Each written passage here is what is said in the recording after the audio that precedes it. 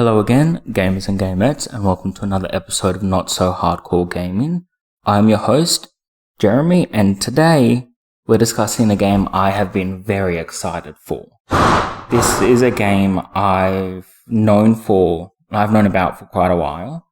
Some of my favorite YouTubers who I watch quite frequently have done playthroughs of it, and it is thanks to them that I found a love for the game long before I ever had the chance to play it. And recently I've been lucky enough to be able to play it. And even though I've known the story very well, and even though I'm very familiar with the characters, it still kind of felt like the first time playing it. It felt different and it felt really good. And yeah, it's one I was very excited for, and I'm very happy to be talking about right now. And without further ado, let's get into it. So starting as we always do, visuals and audio. This is always the very first thing I talk about because it is the most present thing. It's the very first thing you notice about it. So the visuals for the game, they're pixelated. It's not one of these really beautiful games in terms of having a huge graphical workup, having great detail, anything like that. It's nice and simple. And the fact that it is pixelated, actually, I think it makes the game better, because for the style of game it is, and the feel you get when playing it, it would feel quite different if it was extremely detailed. And I know that sounds a bit strange to say, but I think it really works for the game. The different areas that you have in the game all have quite a good amount of detail. You've got the snowy areas, you've got the lava in the hot lands, and it looks good, and each area feels so different that it's something new, and there's so much detail to look out for. If you go through certain areas, you can see the laboratory in the distance, or even just a bunch of icebergs floating down the river, things like that. And just going to slightly different areas gives you not only secrets, but just a different look on things. So visually, I think, even though it's not extremely detailed, I wouldn't have it any differently. Now, when it comes to the audio, this has some of the best music of any game I've played for a while. It's sort of arcadey music, and it fits again quite well. There are a large number of songs, and I'm afraid I can't give you the exact number of how many songs there are, but there are enough that if you go to different areas, it'll have different music. Each different boss has music that is unique to their boss fight, and there's always something new to listen to. And even when you've listened to the same thing a few times, because as you can expect from any boss fight in general, it's sort of, you expect to die quite a bit. And especially in my case, even though I talk about video games for a living, and it's most of what I do throughout most of my days, it doesn't mean I'm particularly good at them. So I've died quite a bit, and I found I didn't really get sick of listening to the music. I enjoyed listening to it enough that I wasn't very upset when I had to hear the same thing over and over again. And thankfully, I didn't have to listen to it enough that it became annoying, because even if it's one you can listen to for ages, if you go too long, it can start to get a bit irritating. But thankfully, the amount that you can expect to die throughout the game isn't enough that you will likely ever get tired of the music. So the music is the biggest part of the audio when it comes to this game. And it's also just got sound effects. The sound effects, again, are cartoony, arcadey, and it feels... And I know it's a little bit strange, but it's almost nostalgic.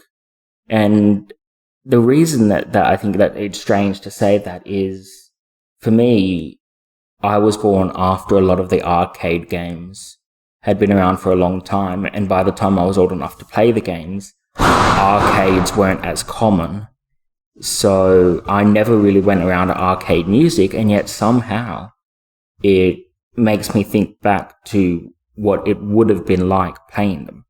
And it's quite odd that that's how I look at things, and I've never really understood it, but it happens. It's sort of like you can miss something without ever knowing them as well. Like if you never get to meet your grandparents or something like that, you kind of miss them even though you never had the chance to know them. So I think that's what happens for me when it comes to arcadey games, is I never had a chance to play them, and I still feel like I miss them slightly because I've missed out on something good. But that's a bit of a tangent. But the visuals and audio for this game, I think, are absolutely perfect for the game it is, and there is nothing I would change about it. Moving on to the next thing that I always talk about, which it's almost always second, the story. Now, for this game, the story is extremely important. This is... like, every part of this game is important, but this is one of the top most important things because there is a lot of hidden lore which you find depending on the route that you take. Obviously, due to the story, you have 3 different ways you can play the game that will lead to 3 different endings. Firstly, you can go the neutral route, which what that is if you kill any one character, you can no longer get one of the other endings. But if you don't kill all of them, you're going to get the neutral ending. As well as that, depending on how you interact with other characters, you will either unlock the best ending, so to speak, which is the true pacifist run, where you don't attack and hurt any one of them, but you have to interact with characters in a certain way that you can get that ending. So the neutral ending, that's how you get it. There is one ending which a lot of the YouTubers we watch will have played. I personally, I haven't even really watched it. I think I've watched the game when it comes to the genocide route, as it is known to be. And I found when I recently re-watched the game, which was about a month before I actually had the chance to play the game, I couldn't watch the genocide route because it just made me depressed. So I haven't been able to play that. But as it is, and as you can guess by the title, what you do to get this ending is to just kill every character you come across. And as I said, I personally can never play that. I can't even really watch it because it just makes me very, very sad. And I think that is important for how much you love these characters, is that you feel for them and you learn to actually love these characters. So it's one I just can't think of that route. And obviously there are secrets based on if you go down this one. And since I played it, I got the neutral route as well as the true pacifist route. And what that is you don't kill anything you come across. You use peace as an option because it always is an option for this game. You have control over how you play the game. and that's how I prefer to play it. I'm not a violent guy. I really learned to love people now, and I like to take the peaceful route in anything, and that goes towards my game as well. If there is a peaceful way to do things, I will do it if I can possibly help it. And for this game, I wouldn't have it any other way because of how much you feel for the characters, how much of the story there is to experience. I would prefer to experience more of the story while taking a peaceful route to get the happy ending. And when you go the true pacifist route, you can... I don't want to give too much of the story away, but you can make things better for every monster there, so to speak. As I don't want to give it away. I know it's a very old game, and most people would know the story by now, but I still try not to give too much away. So the story itself, there's a lot you can do. There is a lot that you can see, and that I think is a big important thing. When it comes to story in a game, if it doesn't have lore, which is stuff you can find which explains more, if it doesn't have that, it's sort of lacking a little bit. But when it comes to having lore added in, I think it adds so much more to the story, and it explains so much. So I think that is very important, and this game delivers on that standpoint. And yeah, the story, I don't think there's any way that they could have improved the story. I think it is absolutely perfect the way it is. And just like with the visuals and audio, I wouldn't change it for the world. So, on to the next part is the characters. Now, this is, I think, the single most important one. The other two are very important, but the characters for this game is the most important thing. And the reason for that is every character you come across has a personality written in. All of them have something that just gives you a bit of charm for them. And even if it's just one single enemy you come across, like the Nabstablook, which is actually one of my favorite characters, you come across that and you've got a little bit you can do with them. You have even other ones which you can't interact with outside of battle, like Frogget. Those sort of characters, which are a smaller part of the game, they still have a personality written in. And humor comes into it a lot, and I'll talk about that with this a little bit. There are jokes throughout this, there are just funny situations, and parts of the character's personality which you laugh when you come across it, and you enjoy it, and it makes them more endearing. So I think humor comes into it quite a bit. And as I said, every different character just has something special to them and have more work in it than a lot of games you come across. A lot of games, they don't have a great deal of personality written into many of the characters. And while that isn't necessarily a problem depending on the game, I think every game where there is a lot more personality written into the natural characters, I think that really just adds to it so much. The core characters that you come across obviously have the most personality written into them, and they are very important to the story, and you can even find out more about their past, that sort of thing.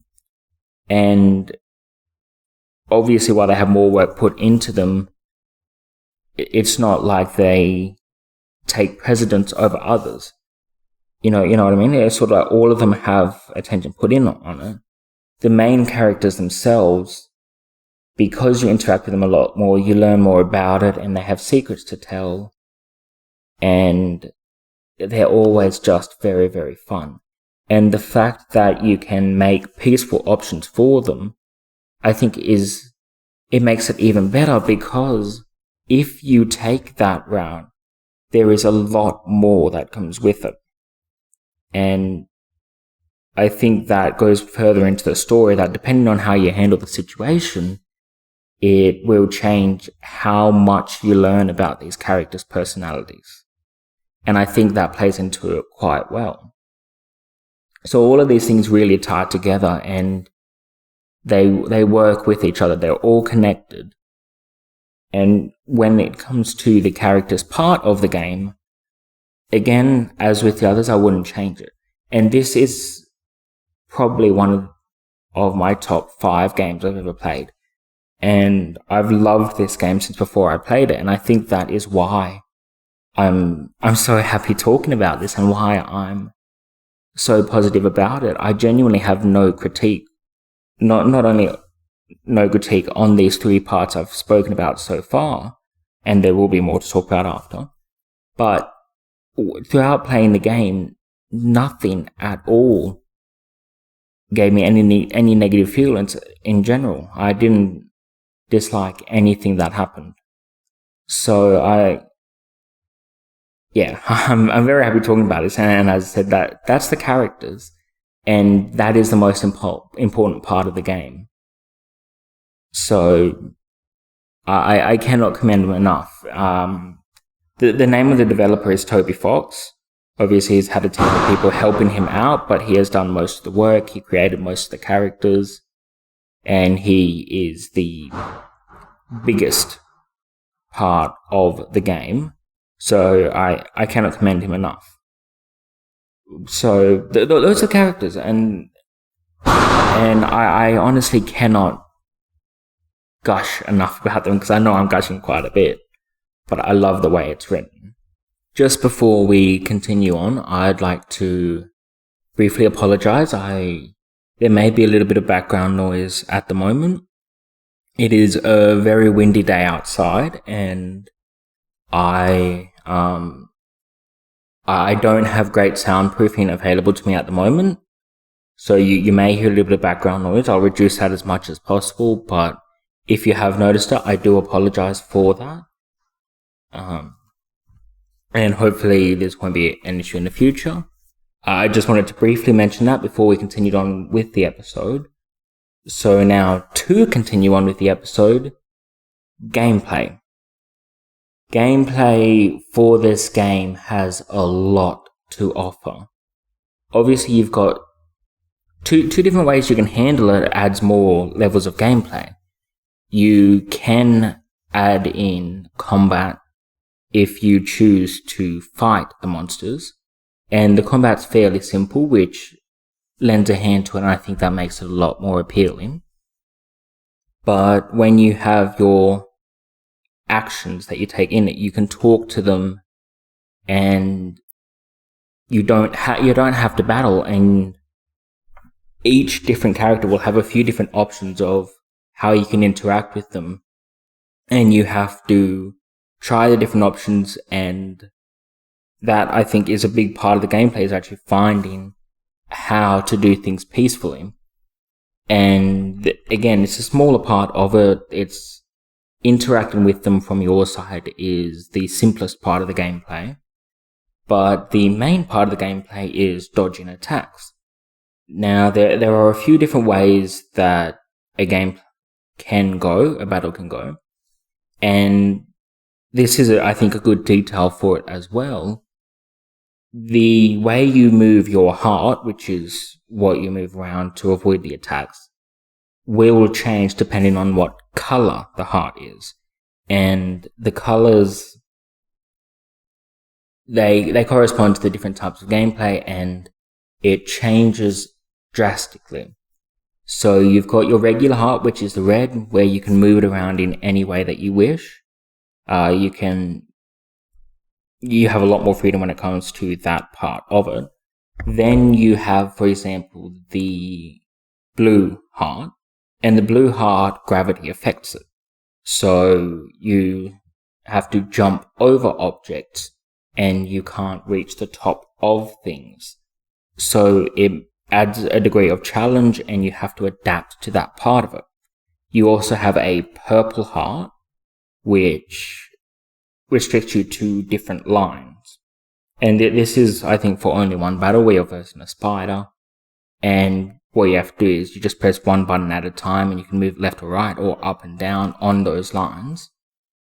Those are the main two I noticed, which I found were very fun and very, well, not very, but they were challenging enough that it kept it exciting. And I know there are a few others, but those were the main two I wanted to mention. And as I said, the gameplay changes drastically depending on what color your heart is.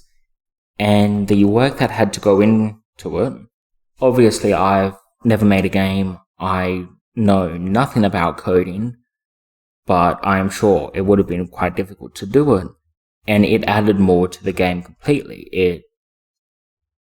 It arrived more challenge, and it, again, a lot of it with this game is charming, and it added a certain level of charm to the game, especially considering what changes the color of your heart is an interaction from your opponent.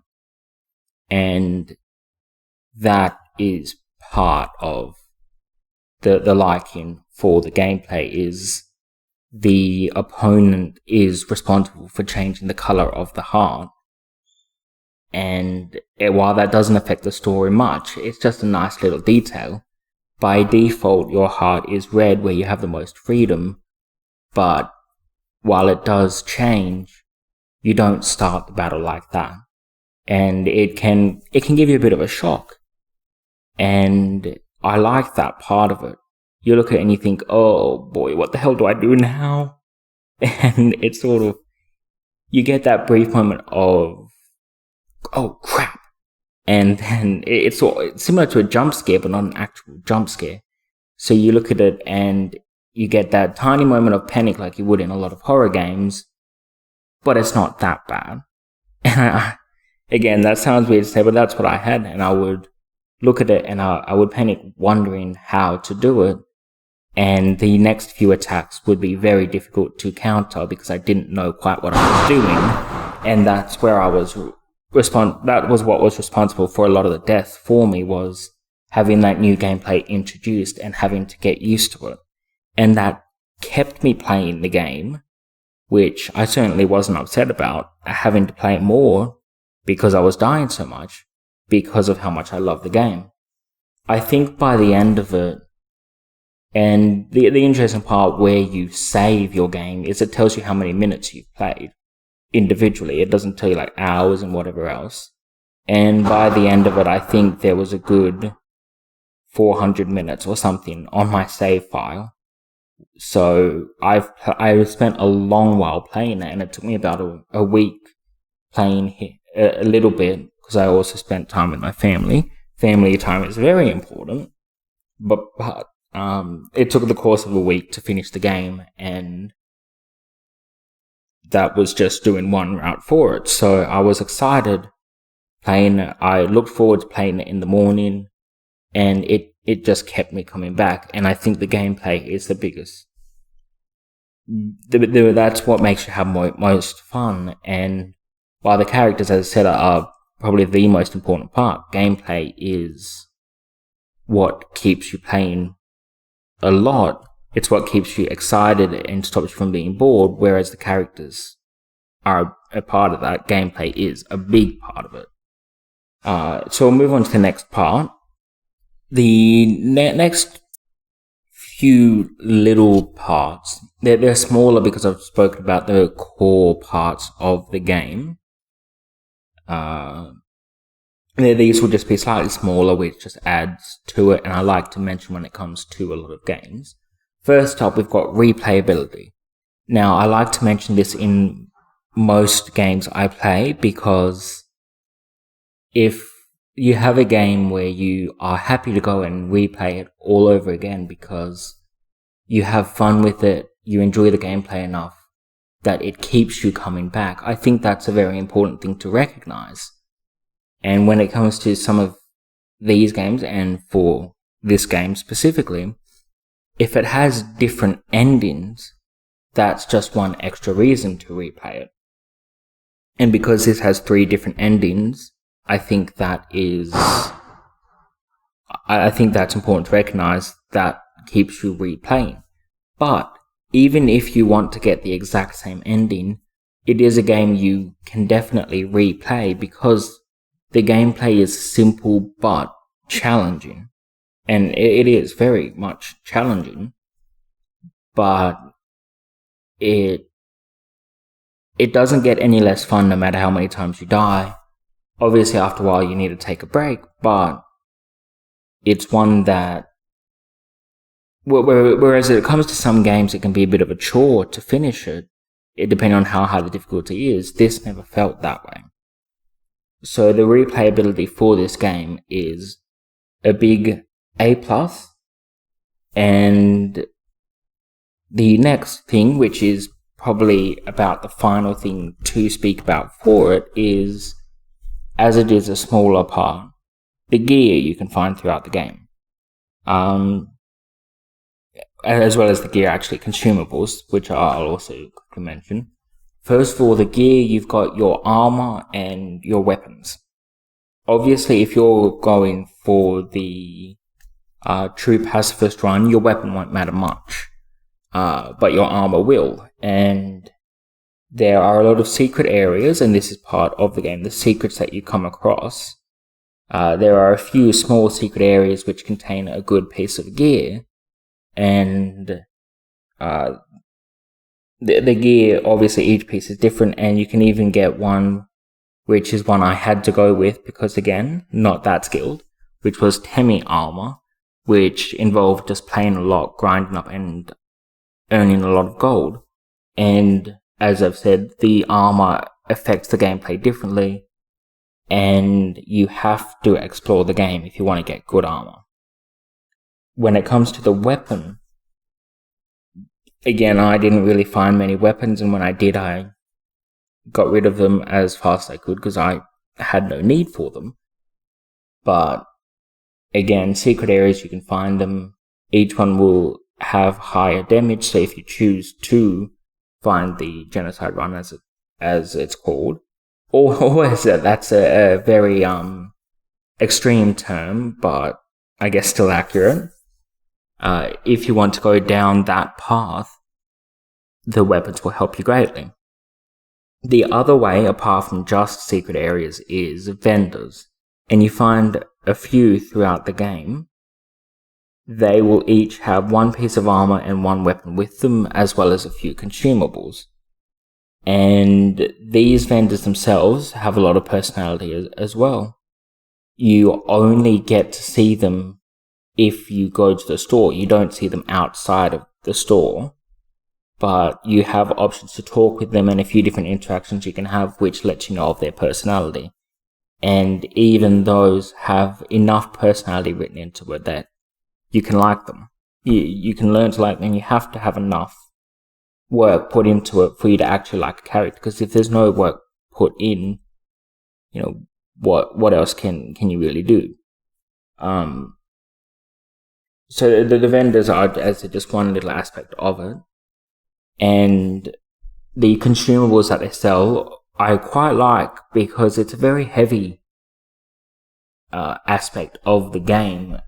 There are so many consumables you can find throughout the place that, again, secret areas also have them. I love to mention the secret areas because there are quite a fair few of them, and it gives you more reason to explore. And as you explore, obviously you come across more enemies, but because the gameplay is fun and because you need gold as part of it, you don't mind battling more. So the vendors part of it has just enough work put in that it's chef's kiss. So those are all the aspects I can really talk about. I know the end of it got a little bit rambly, but there were a few main points I needed to briefly mention, which, again, when I look at a lot of these games and I have the main ingredients, I like to speak about just those little extra ones. It's like baking a cake. You've got your main ingredients, but you've got a little bit here and there that you use which can make it a whole lot better or a whole lot worse depending on what you add. And for this game, the extra little ingredients add so much to it. I guess for just a grand statement of this, there is nothing I think this game could do to improve it more. There is so much to love, and I have watched playthroughs so many times, and I've played it myself now, and yet I haven't gotten tired of it at all. And some of the things I come across, it doesn't feel that samey. It's sort of like, it still feels like the first time hearing it, which sounds weird, but again, I've never gotten tired of it. And I think that's a very important part for any game, and this game does it better than any other. So I would give this obviously just 10 out of 10. One of the best games I've ever played, and I do greatly recommend going and playing it on your own. I wouldn't even call it a kid's game. It's a game anyone can enjoy. So yeah, definitely give it a go. And that concludes today's episode. Thank you for joining me once again. This, as I've said multiple times throughout the episode, is a game I've been very excited about, and I've enjoyed talking about it. I would love to hear your opinions on it, so don't be afraid to leave comments. I've got a Facebook page where I'll always make posts about episodes being uploaded. I have a YouTube page which has a lot of my older episodes. I'm getting the next few episodes out as soon as I can. So my YouTube page is a very, very good place to watch a lot of the older episodes. And as I said, anything you think I can improve on the podcast, I would really love to hear about. And that's everything. A quick finish moment for you. I may have a little bit of trouble at the moment getting the episodes up on YouTube. I've had my laptop stop working, so I need to go and get that fixed as soon as I can. And living in a rural area, I don't have many places nearby, so those episodes may take a little bit longer to get out. I currently have about 23 episodes out, so those are all over on my YouTube page, Not So Hardcore Gaming, as it is on all my platforms. And I will have those things out to you as soon as possible. And once again, thank you, and that's all she wrote.